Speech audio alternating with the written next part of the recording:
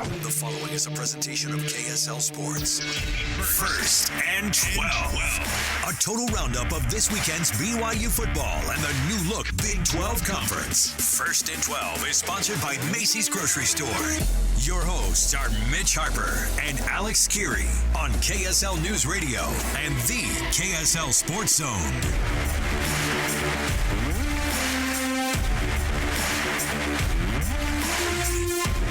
All right, everybody, welcome on in. It's another edition of First and 12 right here at 97.5, the KSL Sports Zone and KSL News Radio, 102.7 FM, 1160 AM. Alex Kirry, Mitch Harper, as the voice said, First and 12, our look every week at the Big 12. Man, can you believe it? We are 9 games into the season. Week 10 approaches, and it is insane. And BYU getting the loss at West Virginia 37-7. We'll get to that, of course, with the game reactions. But Mitch Harper is still, of course, trapped in West Virginia. So good luck with that, Mitch. We appreciate you being on the program, and hopefully you can get out of the woods there. Great setting in these country roads. I got to say, it was an awesome game day atmosphere at West Virginia. But what a weekend in the Big 12 Conference. So many eventful games, big stages, so much to go through this weekend. So I think we got to just dive right into it, and let's get to our Big 12 headlines. 12 headlines. 1, 2, 3, 4, 5, 6, 7, 8, 9, 10, 11, 12. The dozen storylines that shape this week of Big 12 football. Headline 1.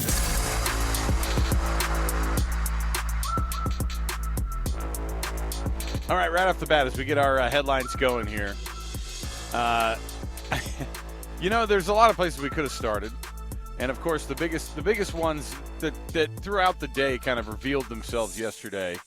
Let's start first off with a nice little something, of course, that we're going to miss very much. And that's the Bedlam series that was, of course, laid to rest yesterday. And it was a good one, too, Mitch. It was all that we wanted. We didn't want to blow out. We wanted a back-and-forth situation, and we got it. And so Oklahoma falls to Oklahoma State. I don't know what to think about Oklahoma or Oklahoma State at this time, but right now, Oklahoma State, Mitch, could they be the ones in the Big 12 championship game? Is it going to be Oklahoma? I don't know. I think so. Oklahoma State, they beat Oklahoma to close out the Big 8 era back in 1995. They beat Oklahoma in 2023 to close out the Big 12 era of Bedlam as Oklahoma goes off to the SEC. Mike Gundy made it clear these two are never going to play again as long as he's the head coach unless it's a bowl game. What a way for Oklahoma State to close out Bedlam in the Big 12 era with a 27-24 victory, and they were decisively the better team. I mean, Oklahoma they took the lead in the second half, but Oklahoma State, this was not a fluke. They were the better football team than the Sooners. What a turnaround this Oklahoma State team has had this season. Yeah, and you know what? Oklahoma is in jeopardy of missing that Big 12 championship game, and that's, of course, leading us to our third headline, which is Texas, who's now in line to get to that Big 12 championship game if they keep holding serve here. And I, of course, was dead wrong this week, and Texas ends up beating Kansas State in overtime, 33-30. I looked at that thing when it was 27-7, I think is what it was, Mitch, at one point. Mm-hmm. Ended up being a massive comeback by Kansas State. And, man, I was excited about it because I was making that pick all week to everybody that Kansas State was going to be in the Big 12 championship game. They were going to beat Texas for sure, and they came up short. But that was also a heck of a game. Two really freaking good games between Oklahoma State and Oklahoma and Texas and Kansas State. That was a lot of fun for that headline number 3 there. And even though I made the pick that I did, I like that Texas still is able to be somebody at the very, very top of the conference. Valiant effort by Kansas State in headline number 4, but that offense was a no-show early, and also their special teams make an extra point, and you're going to win the ball game. Just little things like that. Kansas State, the one team that Chris Kleiman has not beat in this league, it's Texas, and I think it's going to end that way, as I don't think Kansas State, with 3 losses, is going to find its way to Arlington. Headline number 5, Baylor falls to Houston in their first meeting since 1995. Dave Aranda calls Baylor a really kind of a broken locker room, a lot of trouble on the banks of the Brazos. Yeah, and you know what? I'm really glad you didn't put this as our Big 12 game of the week, by the way. So I just want to throw that one out there. That was when I saw on the schedule and went, ooh. I don't know who. It's like a battle for the bottom there, and I was actually pretty shocked that Houston was still able to figure that one out. Headline number 6. Speaking of Houston, they led the entire game all the way until overtime and pulled off a 2-point conversion to win.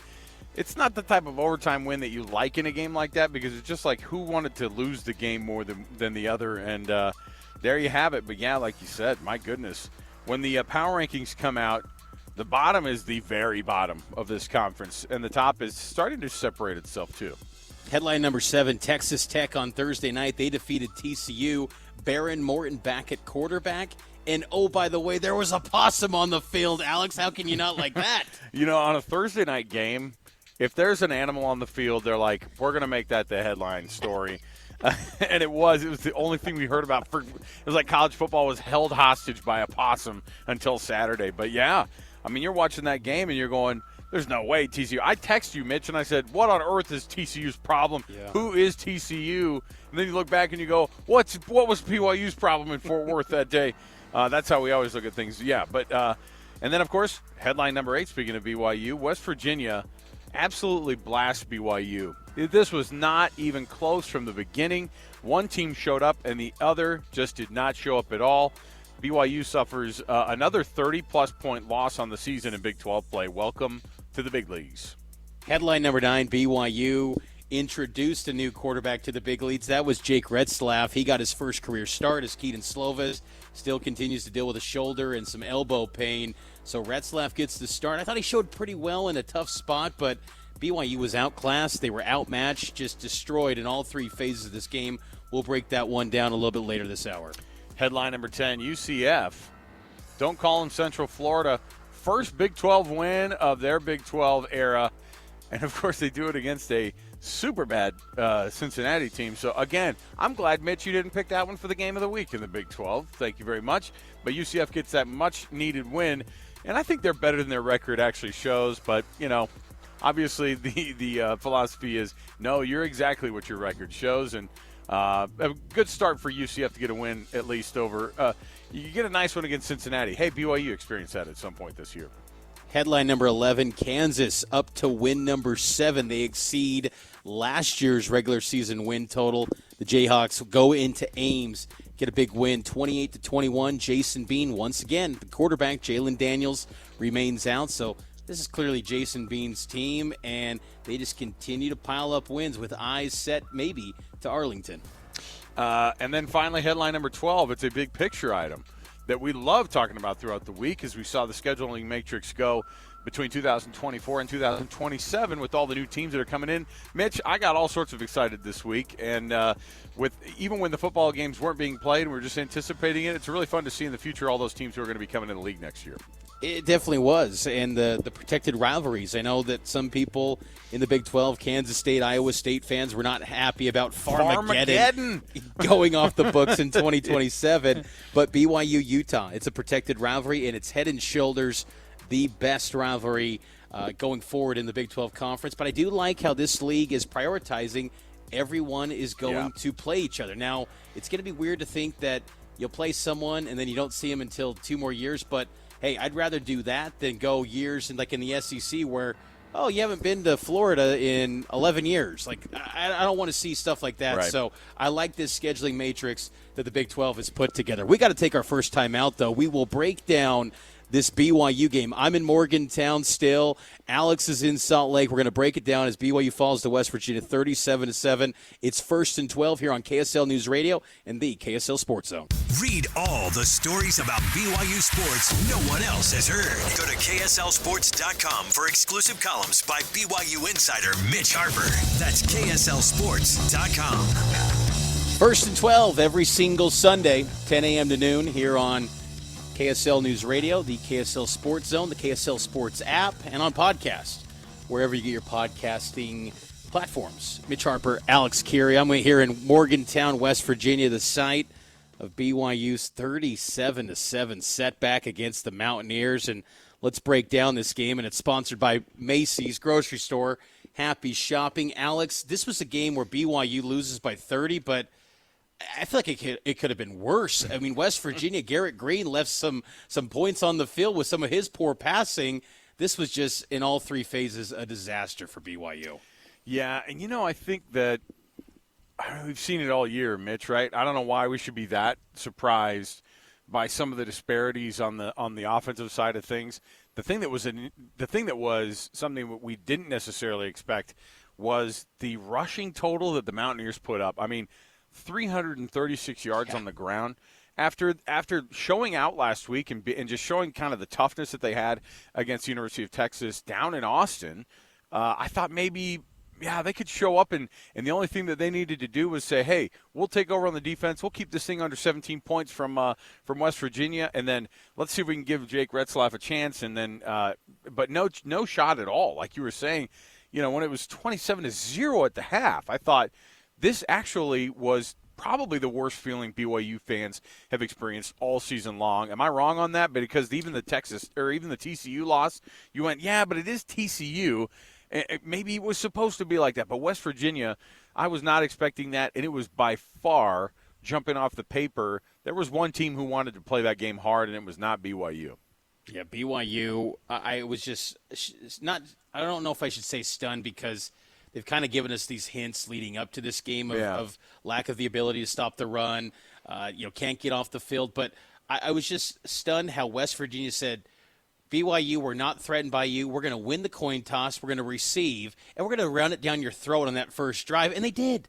And Neil Brown, credit to him, he instilled confidence into that West Virginia team, and they showed it on Saturday night. West Virginia now 6-3. They still have a chance to go to the Big 12 championship game after being the preseason number 14 pick. Garrett Green said this week that he's got the number 14 on his lock screen all the time on his iPhone as motivation. And, man, it was a motivated group. And BYU, I don't know what they hang their hat on going forward. Yeah. One thing that I did like, though, from the game, Alex, was Jake Retzlaff. I feel like he should be your starting quarterback for BYU going forward. I know that Kalani Sitake said that Keaton Slovis is day-to-day, and you'll hear more from Kalani here coming up.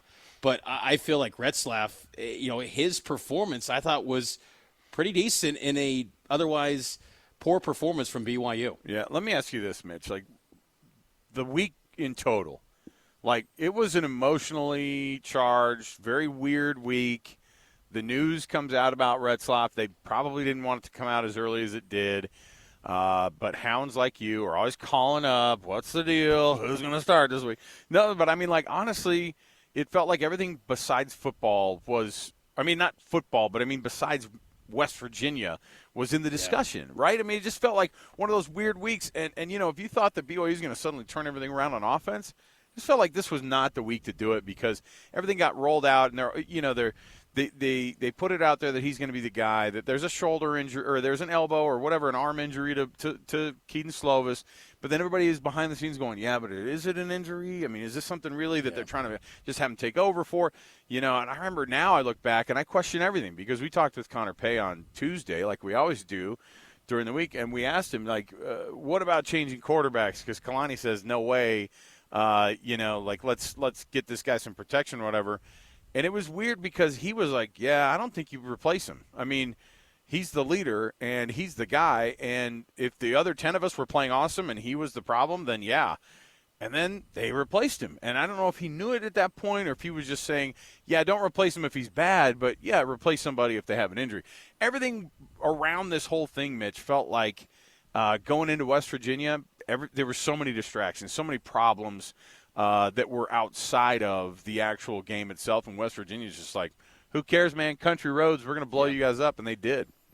BYU is a soft football team, and that's discouraging because I honestly thought coming into this season, Alex, that, BYU might have their losses. I predicted 5 losses coming into the year for BYU, but I thought they were just going to be tough, and teams were going to feel BYU's strength in the trenches for a full 60 minutes, and it wasn't going to be, BYU's a complete pushover. I mean, I'm hearing in the press box at West Virginia media thinking, is BYU the new Kansas of old? Oh. And that's kind of the feeling. And you know what? How BYU played, I think it's a fair criticism because BYU was bad. You look around the Big 12 this weekend, all the games were within a touchdown or less, except BYU, West Virginia.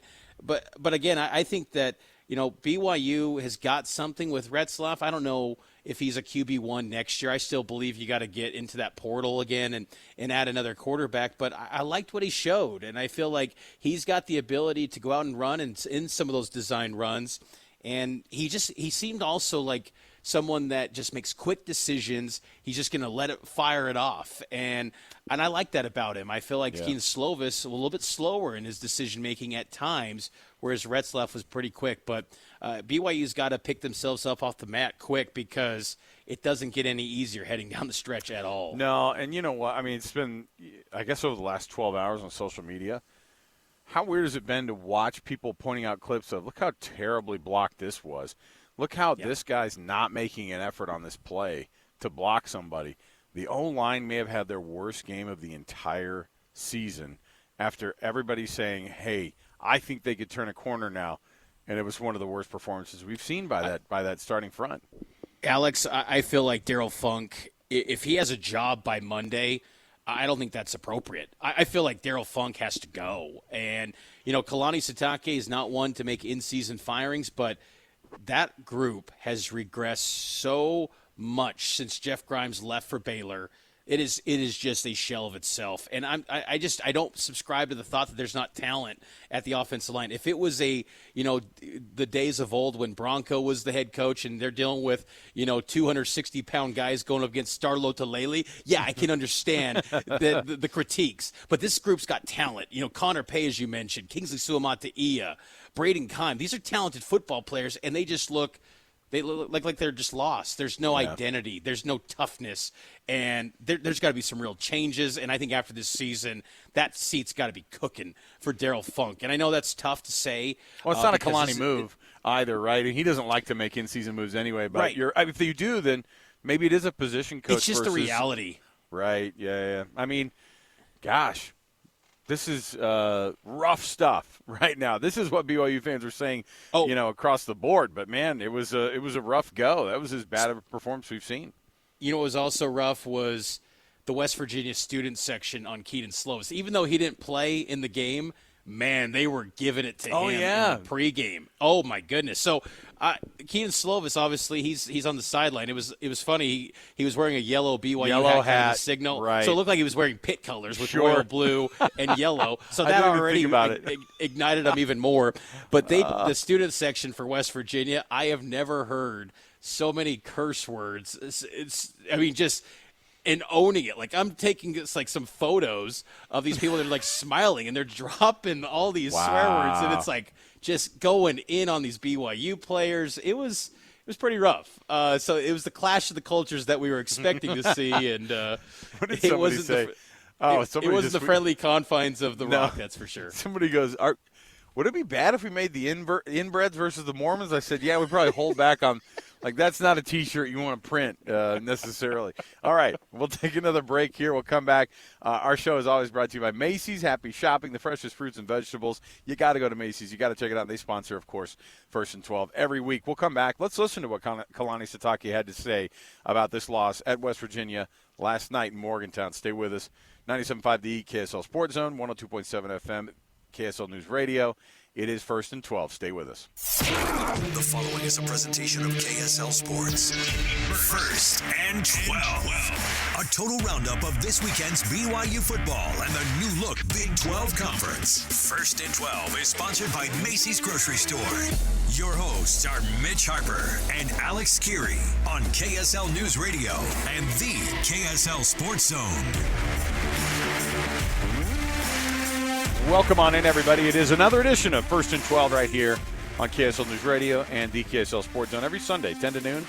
Hey, I hope you fell back this week. I hope you got an extra hour of sleep. That was courtesy of the folks at 1st and 12. Mitch and I decided, you know what, let's throw those clocks back and give everybody a little extra hour of sleep on a Sunday. So every Sunday we're going to be right here with the 1st and 12. It's been fun. I mean, we're going through, we're already almost week 10 on this thing, Mitch, and so let's get to more of this reaction of this BYU 37-7 loss last night in Morgantown against the West Virginia Mountaineers. Kalani Sitake after the game giving his thoughts right off the bat, congratulating West Virginia on a heck of a game. Tough game, and congratulations to West Virginia. I thought they played a great game. made a lot of plays, got a lot of yards on us. It felt like they could just do whatever they wanted, and we couldn't create any momentum. We couldn't get things going, and we got to be better. I think it just shows you this conference isn't easy, and so you can't just show up and think that because you have a great fan base that's going to be there cheering for you that it's going to be easy. And Neil proved it with his team, with what West Virginia did to us, and in all three phases we lost the game in all three phases. So time to regroup, time to get back and get home and play this next game. But got to learn. It's going to be tough film to watch, but we got to watch it and learn from it, and do it with a positive attitude. There's still a lot to play for. We've got to find a way to get that bowl eligible win, so we can take advantage of the extra game, spend more time together, for another game, but also extend the season and extend our opportunity to develop our guys still. So we have a lot of things to work on, but there's some good things believe it or not, there's some good things that we saw from our team, and we'll keep highlighting that and try to gain momentum as a team in all three phases. Try to get, it just seems like every time something was going well, that we found a way to not keep it going, but you have to give credit to West Virginia for doing the way they played. I thought they played hard and tough, and we couldn't match their intensity, and that's not a good sign. So we've got to find a way to regroup and learn from this. And uncharacteristic loss for us, but I felt like the guys for the most part fought. We just need all 11 guys in the field doing the right things. It seems like we're so late in the season and we're still making mistakes, and then fundamentally we're not playing well with fundamentals. We're not blocking right. We're whiffing on blocks. We're not tackling well. We're not using the right proper technique.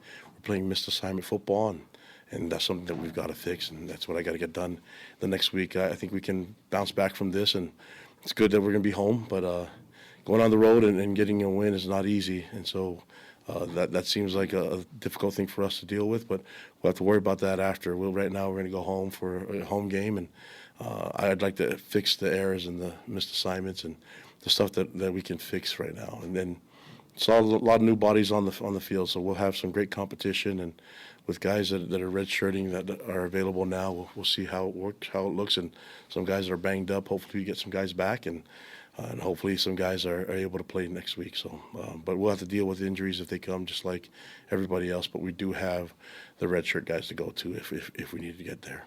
Well, Lonnie, was this a new low for your offensive line you called out last week to protect?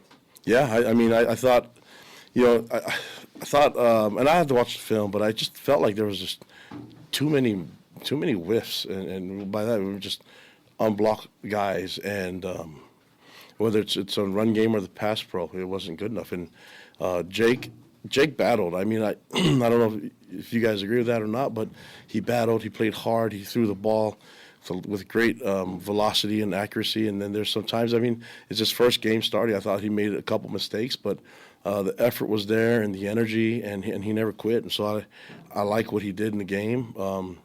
We just couldn't piece momentum together, and getting not converting the fourth downs hurt, and not making plays, and then turnovers, and then get a penalty, and I don't know what the penalties were.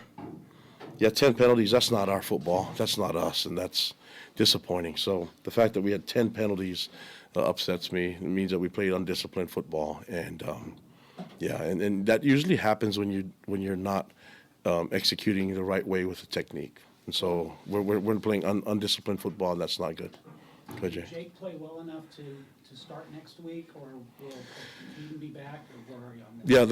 Yeah, Keaton's been playing banged up for a little bit now, and the Texas game kind of put him in some danger, and we couldn't really, in competition between him and Jake, Jake was 100% and he's healthy and good to go, and we save his redshirt year. You know what I mean? So the competition will still happen. I think for Keaton, it's a day-to-day, week-to-week type of deal. So, but we'll play the best guy, and if someone's injured and they can play at a high level, then that's what we go with. If not, we'll play with the healthy guy that can go, and we have a number of players, and not just quarterback, but other positions that can contribute and help us win.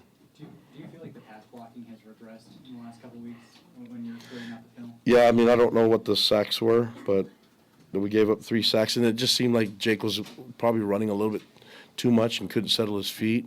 And so maybe they got some hurries, and I think he took some shots, So, yeah, I from not watching the film, I would say yeah, because when Jake has time, and I've said this before, when Keaton has time, we can usually make the right throws and go through our progression and our reads. And there's a couple times where I think Jake had to just tuck it and run, and that's not a good sign for us. So I know West Virginia's a really good team. I mean, I don't know why that team got picked last. They're a really good team. They have tons of talent, and Neil does a great job coaching them. I thought this was other than the scoreboard and the game, this was a really cool experience to be here. I enjoyed being. I thought that it's a beautiful area, and just love being in the setting. I've always seen West Virginia and on TV and stuff like that, so it was nice to be here. And unfortunately, hearing them sing that song, I guess they do it after wins, and so I guess I don't want to hear that anymore. But passionate fans, and I think that I like it being around those settings and being around areas that love their team, and I think they could be a real difference maker for their team at home if they just keep coming to the games. It was a really cool environment.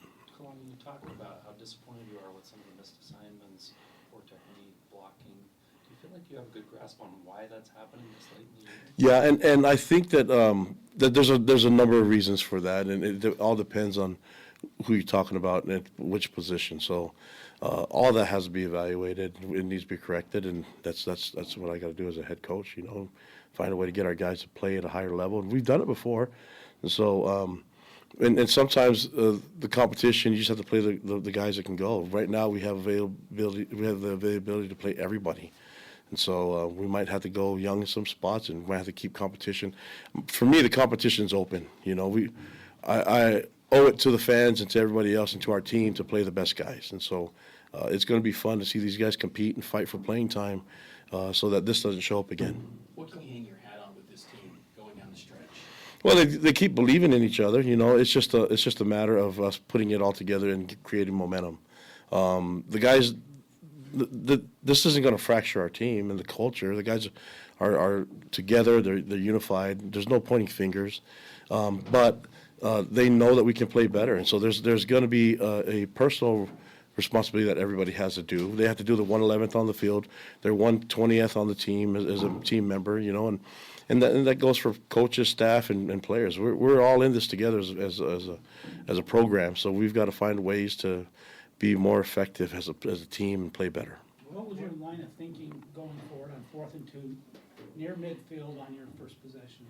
Yeah, I think we've always felt good about that, and for some reason we weren't able to convert, and I think you have to give credit to them making the play, but I didn't. After I rethink it, I think maybe we had if we're not having a lot of success on that, then maybe don't do it. But in hindsight, yeah. I mean, the regrets isn't something I'm going to live off of. I'm just going to try to be better and make the better decision next time. And that's head coach Kalani Sitake. You could hear it in his voice. I mean, there's frustration there. I mean, I think Kalani kept it as professional as he can. It's interesting setup too, because in the media room, it's me and 3 other media members locally, and then Tom Homo, Kalani's boss, is staring right at him, just staring at him, and I feel like that kind of sets up Kalani to where he's not giving maybe the answers he wants to say. I mean, ultimately it's going to get to his boss anyway, but it's kind of a unique dynamic, I got to say, in that press conference with Tom the past few weeks in that press room. Next week, just have him standing right in front of him, staring him down. It gets more interesting every time.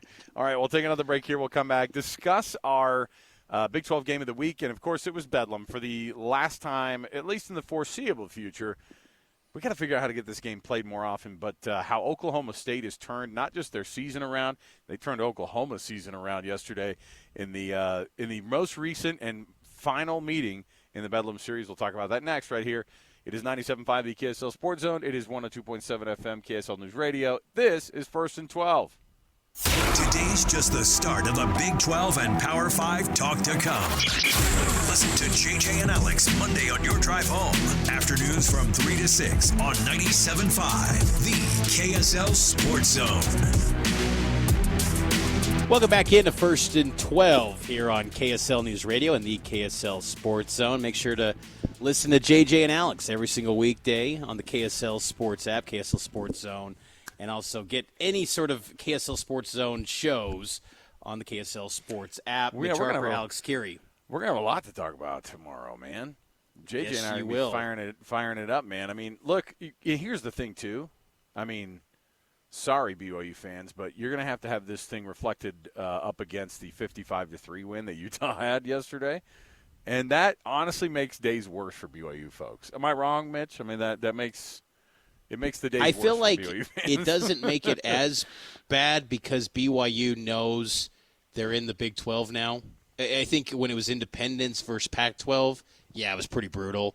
But I think now BYU feels a little bit more comfortable in their own skin, a little bit, but still, I think it's now that Utah's coming into the Big 12, though, maybe it does get amplified because there's this feeling of they're way ahead of where you are as a program right now, and they're going to be joining you next year, and you're going to be seeing them the next 4 years. Yeah, rough stuff. Hey, but guess what? Big 12 and our Big 12 game of the week was Bedlam. How many years of this has been played? I know it's over 100. I guess it's been since 1913, 1912. How long has this game been played, Mitch?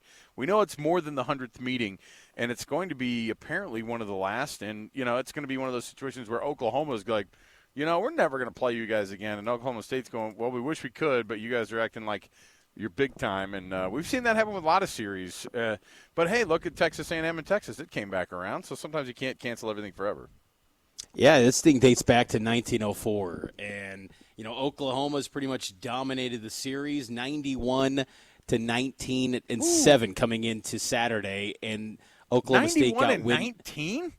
Yes, Oklahoma State got win number 20 against the Sooners. You know what? Congrats to the Sooners because, I had no idea it was that big of a disparity. That's crazy. You know what? It should go away. That's not even a rivalry there, Mitch. So yeah. And I respect that Mike Gundy has basically said we will never schedule them as long as I'm here. And you know what? I admire that. He's saying if you want to leave this league, we're not going to spend our non-conference schedule on you, because I think Oklahoma would be like, yeah, we'll do a 2-for-1, or we'll do something like that, kind of do the power trip thing on Oklahoma State, and Oklahoma State's not having that. So what a way for them to close out this Big 12 Bedlam era with a win. And I think Oklahoma State, it's remarkable the turnaround. We talk about that every week, but I think what's been impressive about this group is just that they finally got stability at quarterback. Alan Bowman, former Michigan transfer. I don't know if he's stealing signs. I know that's a terrible joke. I'm kidding. I know. It's just, what? Send me out. I'll see myself out. You know what, though? There's some point yesterday where I was going, hey, listen, I know how Michigan feels now. Like, maybe BYU should have gotten involved in something just to give yourself a little bit of an edge. It's like, I know winning it's not everything. It's not the only thing. But guess what? It does help. It helps soothe your little your neighborhood friends, all your fandom and everything. But, yeah, I get what you're saying. But, it was a crazy game, though. It was an awesome game. But you think about Oklahoma State, great teams under Gundy. They always have star power at the skill positions, and they've got that with Ollie Gordon at running back, and then the receivers, Brendan Presley, who had 97 yards, Rashad Owens, 136. Where were these guys against USA in September? I don't know, but that was such a turning point for this team, and they have just been outstanding. I feel like this might be – there's a case that they're the best team in the league right now because of the resume that they have. They took down the Sooners, something that Texas couldn't do. Yeah. So Oklahoma State's playing great football right now. They're peaking at the right time. And what a huge win for them that they have the ultimate bragging rights for the foreseeable future. This is only going to be a game that's played again if it's a bowl game. That's what Mike Gundy said. So I know. Huge win for Oklahoma State to get it done. And for Oklahoma, I still think they're a really good football team, but I just think that, some of the issues where when they need that critical defensive stop, they still just can't come through in the clutch. And, Oklahoma State's a high-powered offense, and I'm curious to see where they climb in the college football playoff rankings. I think they go into that top 15 threshold after this win. Yeah, I mean, 7-2 is where a lot of really good teams in the country are right now. You're starting to see some separation there. But if you would have told me, like, hey, they're going to rip off some of the best – I mean, we kind of half predicted it, too. We're like, Mike Gundy likes to get his guys going late in the season and kind of build up. And I don't know what team would want to take on Oklahoma State right now, including Texas, I mean, it's just – and think about how insane that game's going to be. BYU to go down to Stillwater. I mean, imagine how they played last night, and then their last game of the season is going down there to play Mike Gundy's team, who's going to be going, we have to win this game, and we got to impress to be a part of this, maybe be part of a New Year's Six game, et cetera. So that's going to be a tough one. Think about how bad that Oklahoma State stretch sounds now for BYU fans. But, man, I'll tell you, it is fun. But I'm also a big believer, Mitch, in ESPN going – the bowl scheduling gods, hitting it with the old, their magic wand, and they go, you will play each other. Like, 4 or 5 years down the line, or even better, like maybe in 2 years, where they're suddenly both playing one another in, I don't know, what's even an SEC and Big 12 matchup that's like a decent one. Maybe like a Sugar Bowl. A Sugar Bowl. Get yourself like an Alamo Bowl matchup. Something. Texas Bowl. Give me the all military bowl. I don't care what it is. Throw down. Have them meet in Shreveport for all I care. Let's get them playing each other again. So there you go. The Bedlam series put to rest, as we made fun of so much at the beginning of the year. But it does sound. But it is weird now that it is over, right? Yeah. I mean, and I just imagine some old muckety muck, guys who've been covering Oklahoma State forever with their reading glasses at the end of their nose and just crying themselves to sleep tonight on their pillow, probably in some bass themed man cave that they have down there in the South. But I don't know. No one thing we learned here. too, Alex, is that we should never crown teams in October after the state fair with Texas and Oklahoma. It was like, is anyone in the league going to contend with these guys? And this league's pretty good, and that the season is never defined at the state fair in mid-October, and there's a lot of football still left to be played, and all the premature just, anointing Texas and Oklahoma, this is still a good league, and they proved it once again with Oklahoma State getting that big win. We got to take a break, though. Where is Oklahoma State going to show up in our power rankings? We will reveal that next. It's our favorite segment on First and 12. The Big 12 Power Rankings get unveiled for a new week. A lot of shakeups, I'll tell you. It's going to be a lot of fun to roll this thing out. Mitch Harper, Alex Kirry, here on KSL News Radio and the KSL Sports Zone. Taking the break. Big 12 Power Rankings next here on First and 12.